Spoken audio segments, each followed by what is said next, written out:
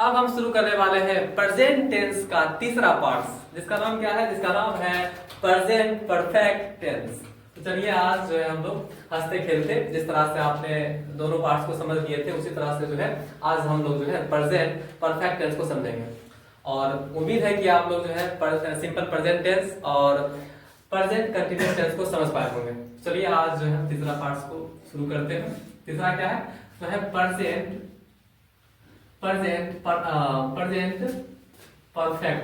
Perfect tense. ये है तीसरा पार्ट। और सबसे पहला सवाल ये आता है कि प्रेजेंट परफेक्ट को हम समझेंगे कैसे? कोई भी सेंटेंस जो लिखा हुआ रहेगा कैसे समझेंगे कि जो है प्रेजेंट परफेक्ट टेंस का ही जो है रूल्स वहां पे अप्लाई करना है।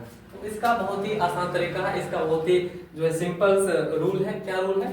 तो आपको सबसे पहले पहचानना पड़ेगा। तो पहचान के लिए आपको क्या लिखेगा?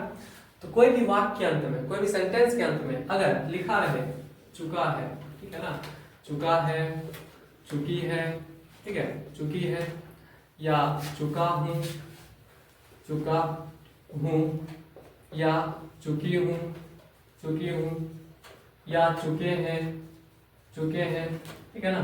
यानी कहने का मतलब यह है चुका है, चुकी है, या चुका हूं, या चुकी हूं, या चुके हैं। अगर ये सब रहता है तो आप समझ जाइएगा वो जो है प्रेजेंट परफेक्ट टेंस की बात हो रही है, ठीक है ना। और इसका क्या रूल्स है?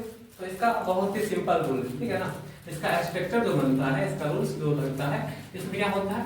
तो सब्जेक्ट प्लस हैज या हैव, ठीक है ना, हैज या हैव। हमने सिंपल प्रेजेंट टेंस में क्या देखा था? उसमें जो है क्या बोलते हैं इसको, यानी हेल्पिंग वर्ब का इस्तेमाल ही नहीं था। और कंटिन्यूअस में देखे थे तो उसमें इज आर एम था, और इसमें भी हैज और हैव जो है आ गया है। और उसके बाद जो है वर्ब का कौन सा रूप इस्तेमाल करेंगे इसमें? तो इसमें वर्ब का करेंगे तीसरा रूप, यानी भी का इस्तेमाल करेंगे। और उसके बाद जो है ऑब्जेक्ट अगर है तो आपको लिख देना है, नहीं है तो खैर कोई बात नहीं है, ठीक है ना। तो इस तरह से अब थोड़ा सा मैं ये आपको बता देता हूँ कि कौन से सब्जेक्ट के साथ जो है हैज का इस्तेमाल होगा और कौन से जो है सब्जेक्ट के साथ हैव का इस्तेमाल होता है। तो ये भी बहुत ही आसान है, ठीक है ना। क्या?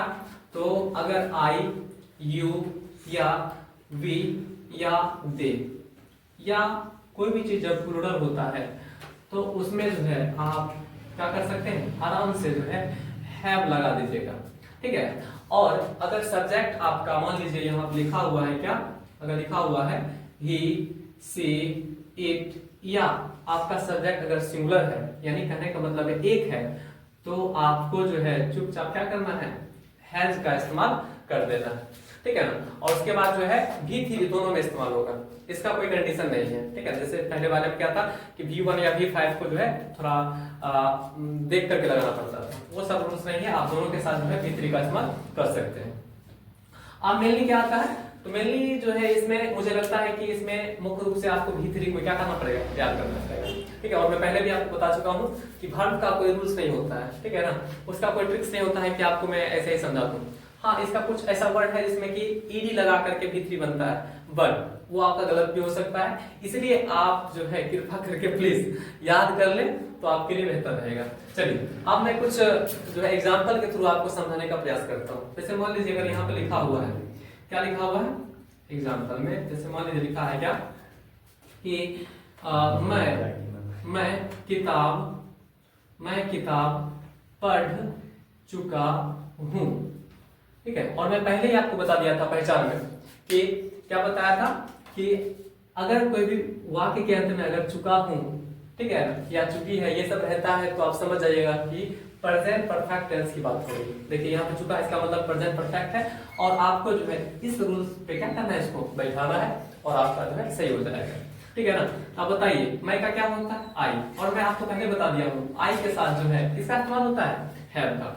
क्या लिखेंगे? आई हैव, ठीक है। और इसमें देखिए जो ये है क्या है? वर्ब, पढ़ना।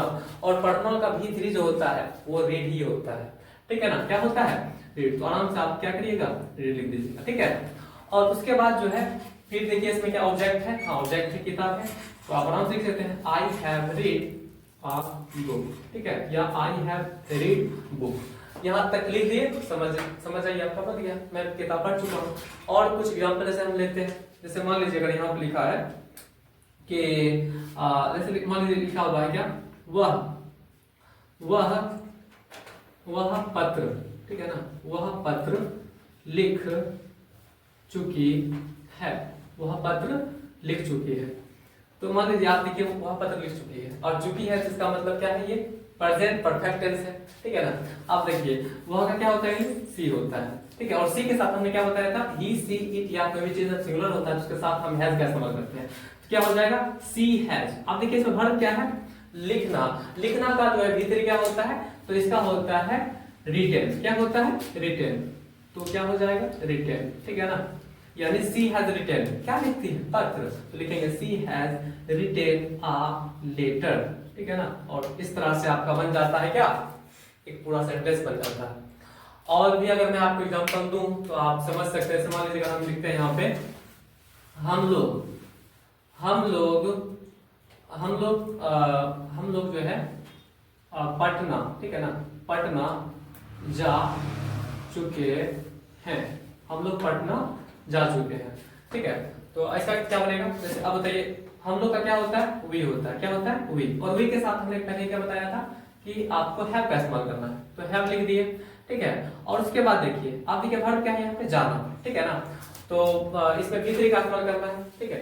तो गो का क्या होता है, गो, वेंट, गोन, यानी भीतरी जो है गोन है। क्या है, गोन। यहाँ पे क्या लिखेंगे, we have gone, we have gone, ठीक है ना। कहाँ जा रहे हैं, हम लोग पटना जा रहे हैं, we have gone to Patna, ठीक है ना। और इस तरह से आपका जो है क्या होता है, एक पूरा सेंटेंस जो है बन जाता है।